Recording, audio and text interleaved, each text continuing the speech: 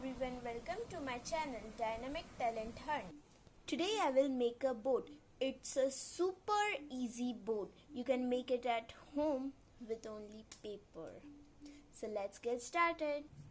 For making a boat, you need a square shaped paper and not a rectangle shaped paper. So first we will fold the paper like this. Then we will fold the paper like this and make a small square. Now we will just pick one sheet of paper and fold it like this. Okay.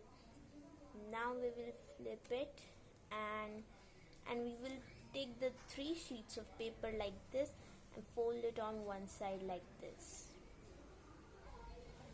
Now we can see that the paper is now in the triangular shape.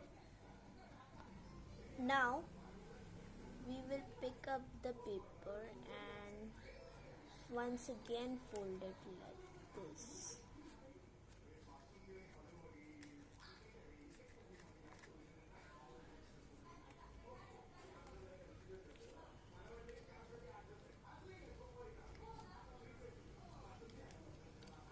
Yes, you can see it is now in the diamond shape. Now we will take our both the hands and just spread the paper like this.